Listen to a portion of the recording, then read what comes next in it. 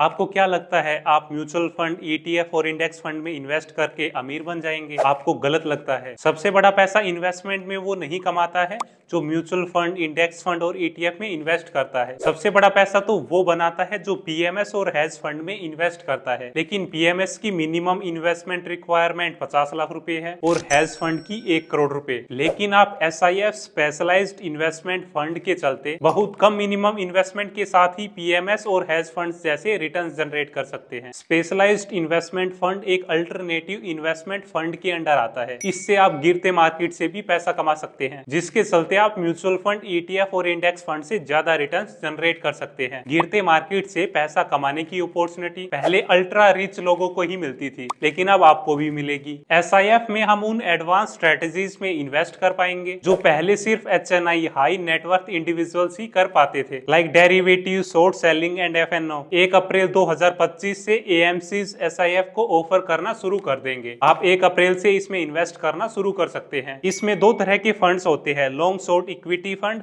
और inverse ETF funds. Long short equity fund में fund house अच्छे स्टॉक्स खरीदते हैं और खराब स्टॉक्स को वो शॉर्ट कर देते हैं ताकि आपका प्रॉफिट मैक्सिमाइज हो। इनवर्स ईटीएफ की वैल्यू तब बढ़ेगी जब निफ्टी और सेंसेक्स जैसे इंडाइसेस फॉल होंगे। जब निफ्टी और सेंसेक्स ऊपर जाएगा तब ये फॉल होगा। ये स्ट्रेटेजी अमेरिका में बहुत ज्यादा पॉपुलर है। ये फंड इक्विटी, डेट और बॉन्ड तीनों में ही इन्वेस्ट कर सकता है। अल्ट्रा वेल्दी, अल्ट्रा रिच लोग जिन स्ट्रेटेजीज का यूज करते हैं उसका बेनिफिट आपको एसआईएफ में मिल जाएगा। ये रेगुलर इक्विटी फंड्स की तुलना में ज्यादा रिटर्न और ज्यादा रिस्क के साथ आता है। एसआईएफ पीएमएस और म्यूचुअल फंड के बीच का इन्वेस्टमेंट व्हीकल है। एसआईएफ म्यूचुअल फंड से ज्यादा एडवांस है और पीएमएस से ज्यादा अफोर्डेबल भी। एसआईएफ पीएमएस और म्यूचुअल फंड का बेस्ट बैलेंस बनाता है, एडवांस इन्वेस्टमेंट और अफोर्डेबल एंट्री पॉइंट देकर। एसआईएफ म्यूचुअल फंड से ज्यादा फ्लेक्सिबल है और पीएमएस से ज्यादा असेसिबल भी। एसआईएफ पीएमएस जैसी फ्लेक्सिबिलिटी और म्यूचुअल फंड जितनी प्रोटेक्शन अपने साथ लाता है। एसआईएफ के थ्रू आप रियल एस्टेट और अनलिस्टेड शेयर्स में भी इन्वेस्ट कर सकते हैं। एआईएफ्स और पीएमएस की फीस काफी ज्यादा हाई होती है, पर एसआईएफ का एक्सपेंस रेशियो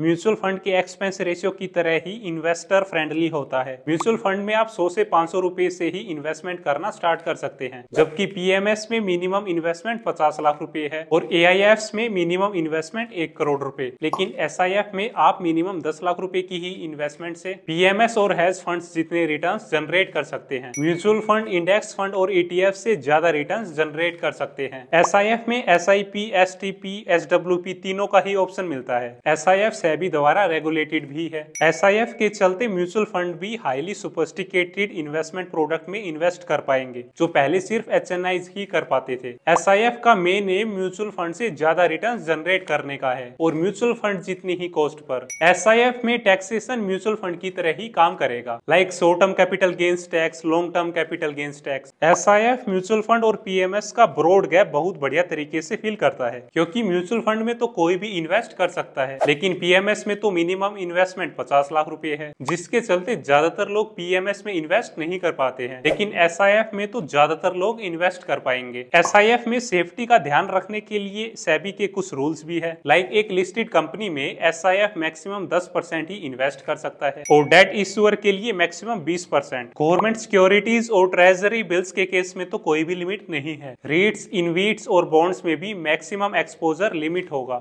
एसआईएफ में पीएमएस और हेज फंड दोनों के ही बेनिफिट्स मिल जाते हैं। एसआईएफ पीएमएस की तरह ही एग्रेसिव स्ट्रेटजीज यूज करता है, लाइक लॉन्ग शॉर्ट स्ट्रेटजी, जिसमें कुछ स्टॉक्स को लॉन्ग किया जा सकता है, कुछ स्टॉक्स को शॉर्ट किया जा सकता है और एफएनओ में भी ट्रेड किया जा सकता है। इसके चलते रिटर्न्स भी बढ़ेंगे लेकिन रिस्क भी बढ़ेगा। एसआईएफ को म्यूचुअल फंड कंपनी ही लॉन्च करेगी। एसआईएफ में 3 ब्रॉड इन्वेस्टमेंट स्ट्रेटजी है, इक्विटी ओरिएंटेड एसआईएफ्स, डेट ओरिएंटेड एसआईएफ्स और हाइब्रिड एसआईएफ्स। इक्विटी ओरिएंटेड एसआईएफ्स के कई टाइप्स है, like first equity long short fund, जो 80% तक स्टॉक्स में इन्वेस्ट कर सकता है और उसमें से 25% तक शॉर्ट पोजीशन ले सकता है ताकि स्टॉक्स के गिरने पर भी प्रॉफिट हो। Second, sector rotation long short fund. Third, equity ex top 100 long short fund. Debt oriented SIFs के भी भी कई टाइप्स है, like first debt long short fund, second sectoral debt long short fund. Hybrid oriented SIFs के भी कई types है, like first active asset allocation short fund, second hybrid long short fund. SIF में कंपनी टोटल एयूएम का 25% तक ही derivatives में invest कर सकती है। एसआईएफ में बेटर रिस्क मैनेजमेंट के साथ रिटर्न्स भी अच्छे हैं। ये इन्वेस्टमेंट व्हीकल आपके फाइनेंशियल गोल्स के लिए गेम चेंजर साबित हो सकता है। अब सवाल है कि एसआईएफ कौन क्रिएट कर सकता है। इसमें सेबी बहुत हाई स्टैंडर्ड्स फॉलो कर रहा है। अभी तक तो सिर्फ म्यूचुअल फंड ही एसआईएफ को क्रिएट कर सकते हैं जिसके पास मिनिमम 3 साल का एक्सपीरियंस हो, जिसका एयूएम मिनिमम 10,000 करोड़ रुपए का हो, जिसके फंड मैनेजर के पास मिनिमम 5 साल का एक्सपीरियंस हो 5,000 करोड़ मैनेज करने का। इसके फंड मैनेजर NISM सर्टिफाइड होंगे। हर एएमसी सिर्फ एक स्कीम पर कैटेगरी लॉन्च कर सकती है। एसआईएफ का अलग ब्रांड नेम और आइडेंटिटी होगी ताकि इन्वेस्टर्स को पता रहे कि वो किस में इन्वेस्ट कर रहे हैं। अब सवाल है कि आपको इसमें इन्वेस्ट करना चाहिए या फिर नहीं। इसमें मिनिमम इन्वेस्टमेंट 10 लाख रुपए की है। अगर आपके पास 10 लाख रुपए है तभी आप इसमें इन्वेस्ट कर पाएंगे। इसमें आपको हाई वोलेटिलिटी भी फेस करनी पड़ सकती है। आप अपनी एसेट एलोकेशन, रिस्क एपेटाइट